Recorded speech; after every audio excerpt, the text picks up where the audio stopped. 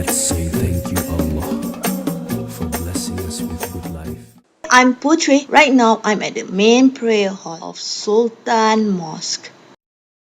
Congregational prayers are among the most important activities in the mosque, although other devotional activities like reciting the Holy Quran and spiritual introspections are also commonly done in the mosque.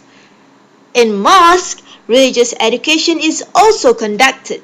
It is critical to the enhancement and strengthening of one's faith, correct understanding of Islamic teachings, and Muslims' adaptability to practice Islam in a modern and secular state like Singapore. At the same time, religious education will instill in Muslims universal values such as honesty, sincerity, diligence, responsibility, tolerance, and the love to help others. Non-Muslims are welcome to visit the Sultan Mosque during office hours except during daily and Friday prayers. Muslim dresses for both male and female are available at the entrance. Food and footwear are not allowed in the mosque. Ensure that your mobile phones are switched to silent mode before entering the mosque. Mosque tour guides and volunteers are readily available to offer their assistance. The word Islam itself means submission to God. When Muslims pray, they submit 100% to God. This is a short display of basic Muslim prayer that consists of standing straight, bowing, prostrations, and sitting positions, all facing one Qibla, towards the direction of Mecca.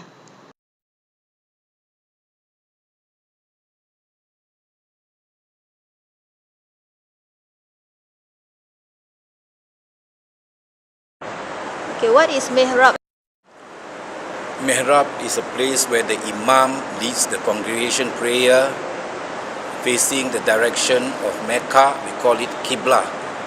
It relates to the Prophet Abraham's era where Allah or God summoned him to build a temple of Solomon.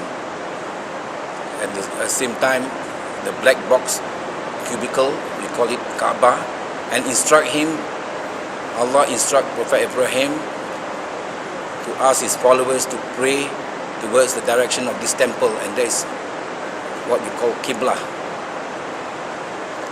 Okay, can you show us where is the mihrab? The mihrab is where I pointed. There is light there, where the Imam stands and prays. After normally he gives his sermons on congregational prayer like Friday prayer or the festival of Eid al-Fitri or the festival of sacrifice, Eid al-Adha. Why do Muslims pray actually? Well, God asked Muslims to pray 5 times a day is to instill and integrate God consciousness so that as His creation we always remember Him despite of our busy in work, busy in other activities. Is a kind of a self-discipline to be able to face God, to remember Him all the time, daily 5 times.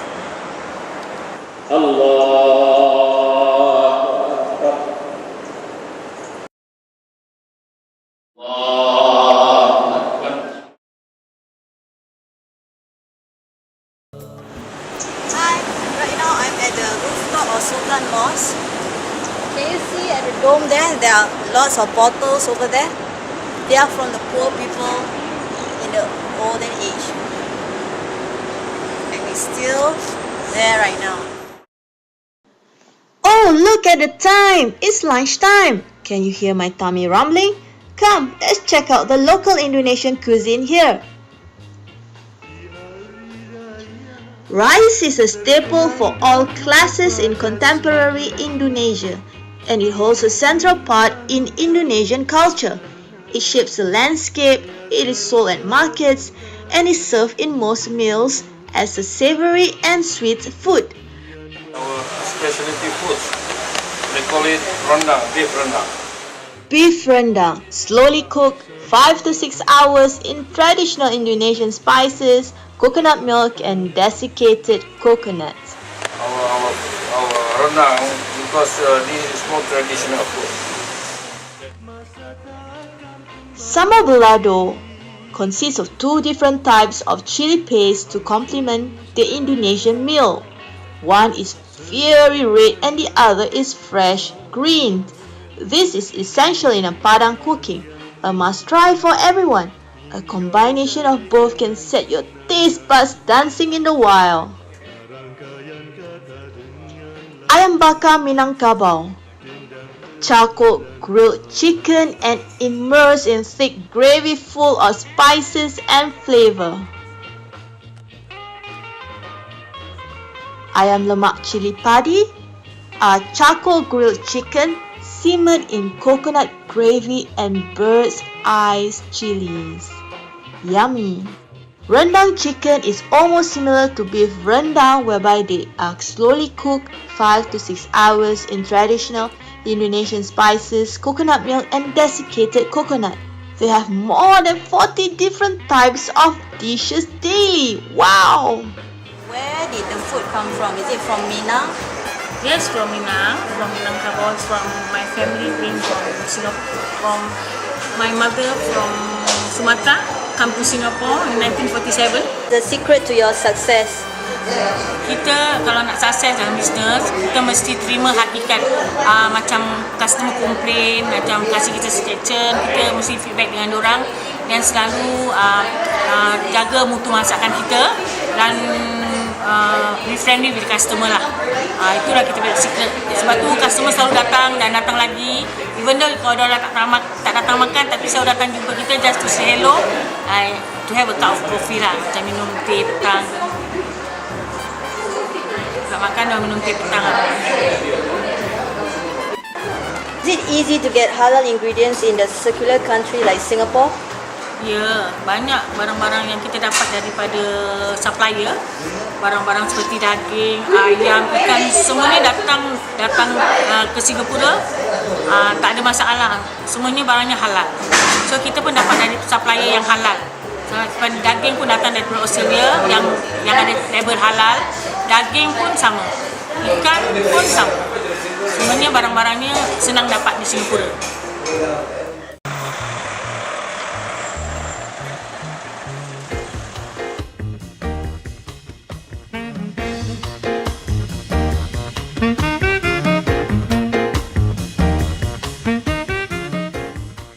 This is a must-stop for everyone visiting Singapore.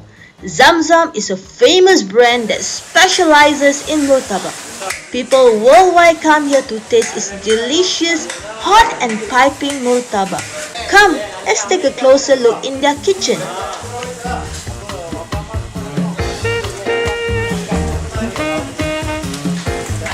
As you can see here, this man is frying the famous Indian dish called mee goreng. It is made with varieties of noodles fried with onion, tofu, potatoes, chili, vegetables, tomatoes, and egg, and is often spicy.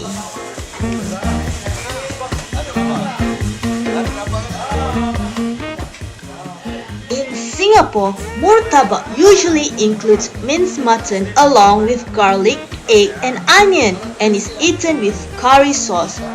Look at how this man make the murtabak. He actually flattened with oil palms, thin it again by pulling the edges, and then he add a piece of cooked dough and then add lots of meat on it.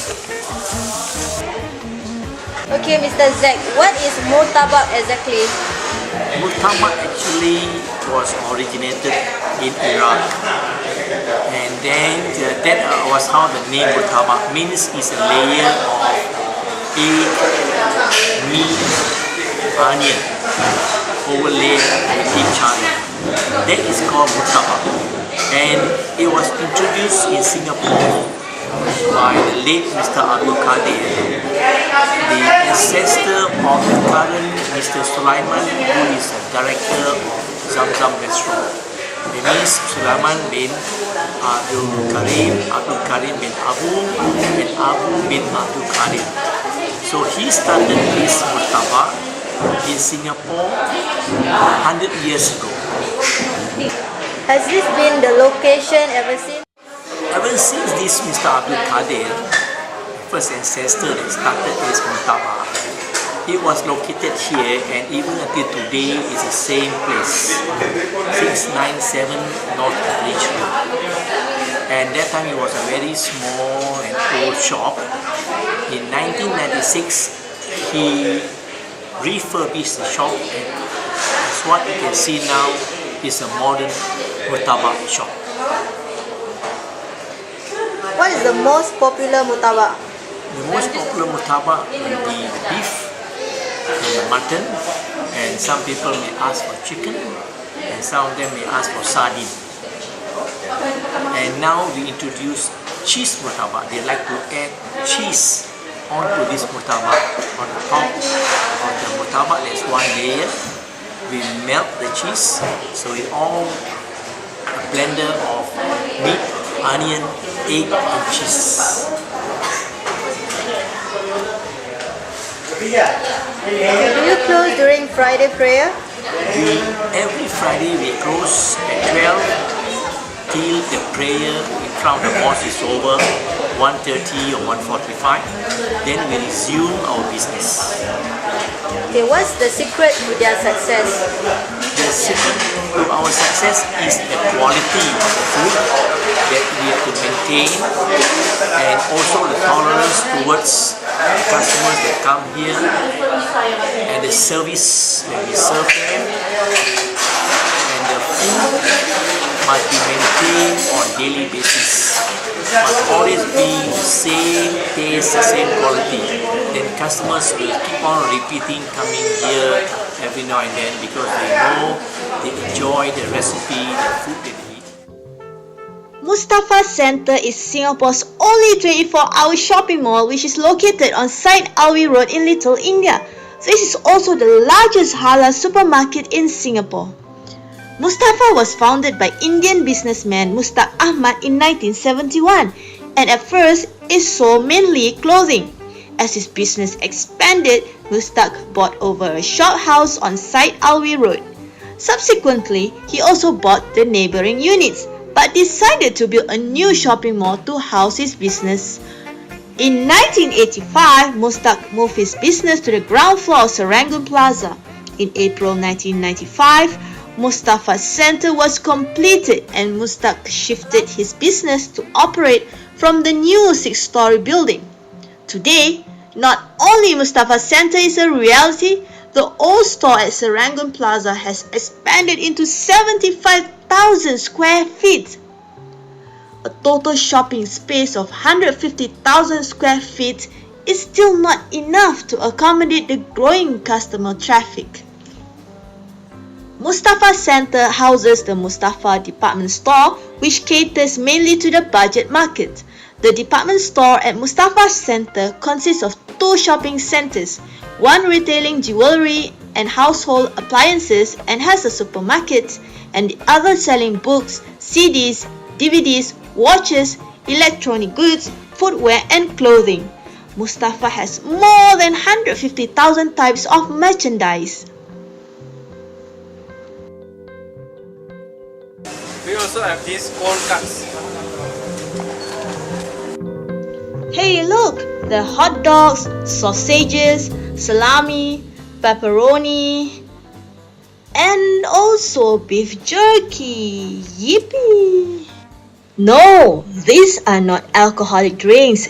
They are in fact 100% non-alcoholic drink. Royalty sparkling and sin alcohol from Mustafa Centre is about around $4 until $9. Although we do not have much cows in Singapore, we do have yogurts and dairy products. Fresh from Singapore, local farm. Both from local and mostly from overseas. Beans, Lentils, rice, spices, fruits and vegetables are from local produce and internationally imported. Here in the alleys of Little India, there stood a gem, a secret hiding place of delicious Indian food tucked neatly in a tiny shop. During lunch hours, it will be packed with customers. Their menu changes daily and they serve fresh home-cooked food with a smile. Teh tarik is a hand-pulled tea which is very common in Singapore and Malaysia. It is made from black tea and condensed milk. Yummy! This man is gonna make thosai.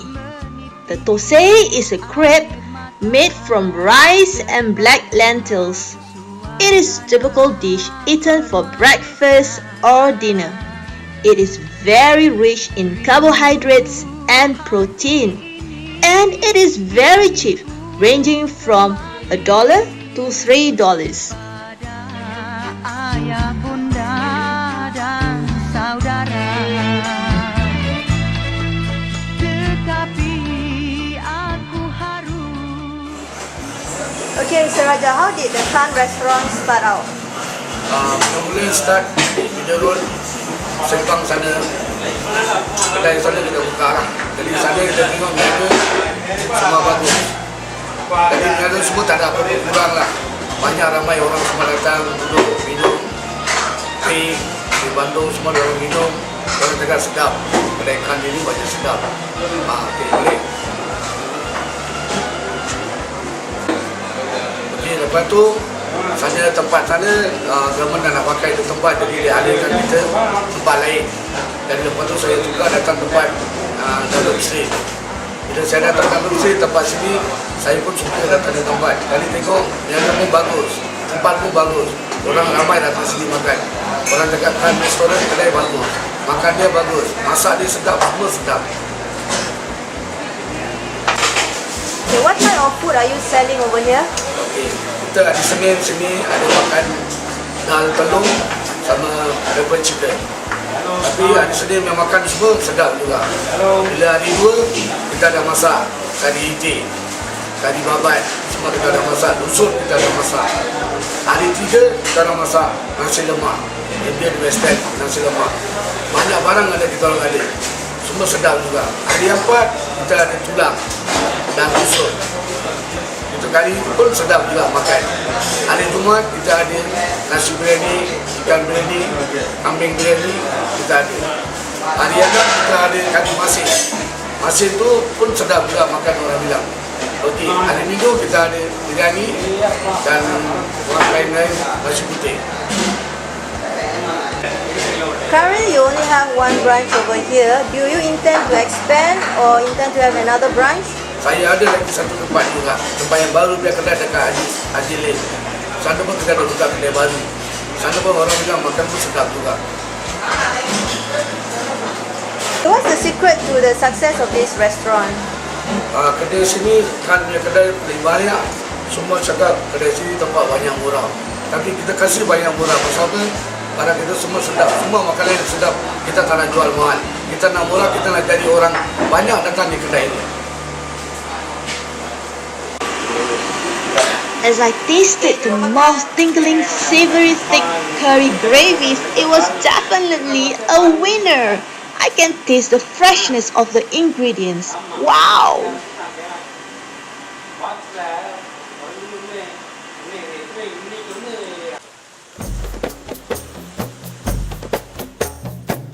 Singapore is a tropical island located near to the equator and is a part of the Southeast Asia.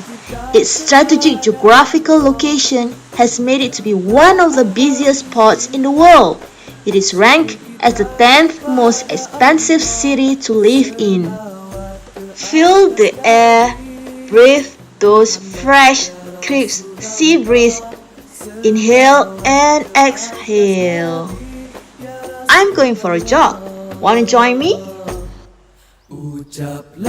In this hectic society lifestyle, we need to bask into the nature to relax.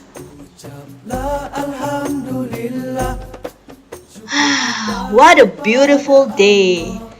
The people are enjoying the seaside with cycling, jogging, doing yoga, relaxing. This is life. As you can see, this man submerged in water is trying to catch some crabs. In Singapore, chili crab is a must food to try when you enter a seafood restaurant. Do not forget to try. Although Singapore is a secular country, there are many halal certified establishments here. As early as 6:30, the markets in Singapore are already opened. Come, let's take a closer look at Geylang Serai Market.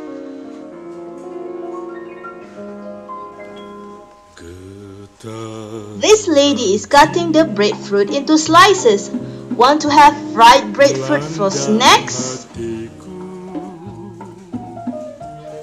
Look at those seafood! Wow!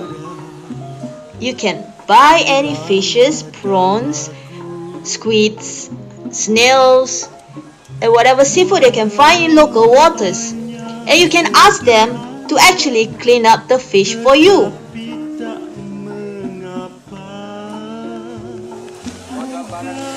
See how busy it is early in the morning. Hey, are those eggs? Yes, you can get lots of variety of eggs over here.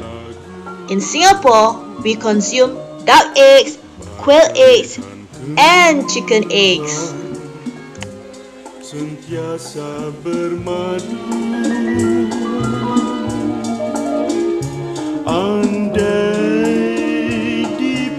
Wow, look at those tropical fruits! So colorful yet delicious. Look at those bananas, mangosteens, and durians, and not forgetting rambutans and langsat. Most of the food here are from Malaysia and Thailand. Malay Village is where the Malay community is. This is also a site for cultural dances, shows, and events. This place is congested with people with food bazaars, clothes, and markets. This is a flat. It is a public housing in which about 80 to 90% of Singapore's population are currently living. This high-density housing is one solution to tackle the problem of overcrowding. Ownership in public housing is limited to a 99-year lease. This is Ba'awi Mosque, one of the most popular mosques in Singapore. Next is a cemetery in Singapore where Muslims are buried. It is located in the western area of Singapore. To date, there are a total of 69 mosques in Singapore, spread throughout.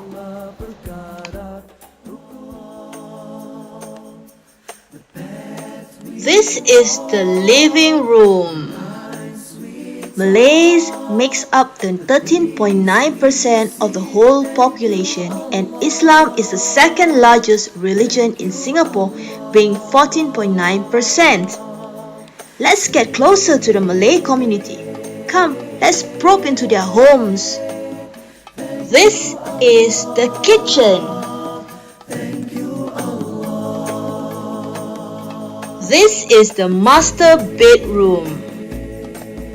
I've been invited for a home-cooked meal in a Malay house. So right now, I'm going to have pancakes with beef curry. Yummy. And for dessert, we're going to have beans with durian. It's sort of a dessert, sweet dessert with coconut milk. Alright? So come join me, let me try the meal whether it's good. Now for some dessert. Bon appetit!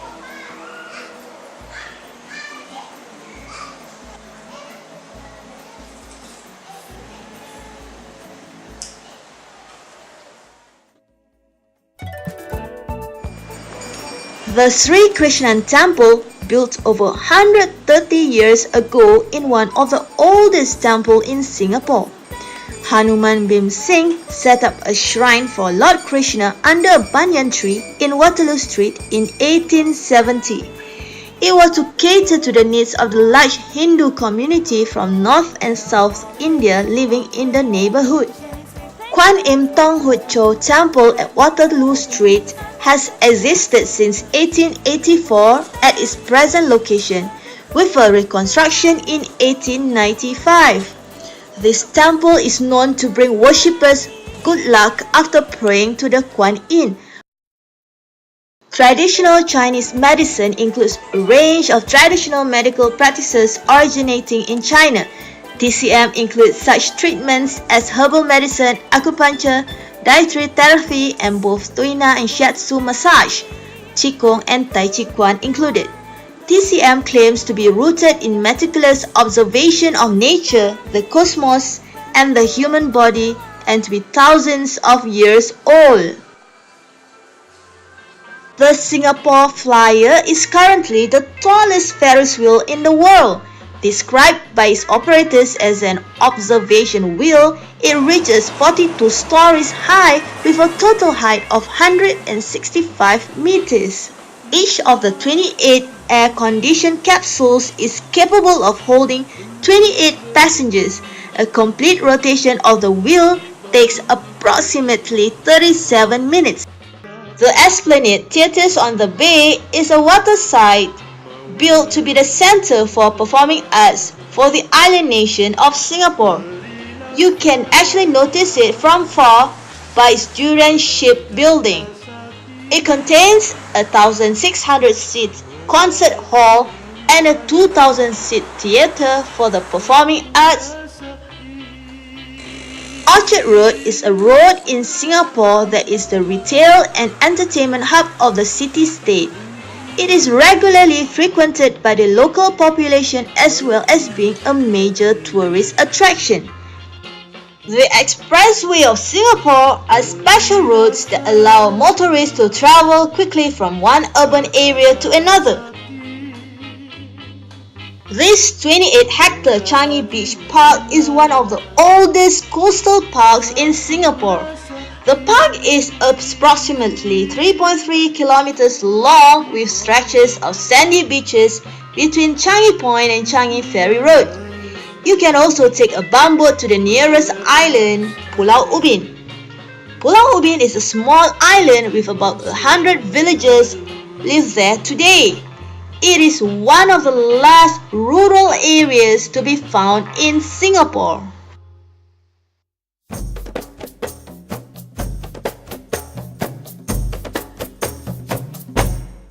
Ucaplah Alhamdulillah, syukur kita kepada Allah. Ucaplah Alhamdulillah, syukur kita kepada Allah.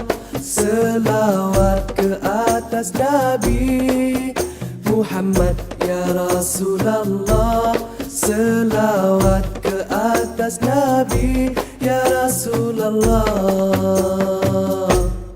Ucaplah Alhamdulillah, syukur kita kepada Allah. Ucaplah Alhamdulillah, syukur kita kepada Allah. Selawat ke atas Nabi Muhammad ya Rasulullah. Selawat ke atas Nabi ya Rasulullah. Tanda syukur itulah taat setiap tempat, setiap waktu. Syukur itu dapat dilihat pada sikap dan tingkah laku. Marilah bersama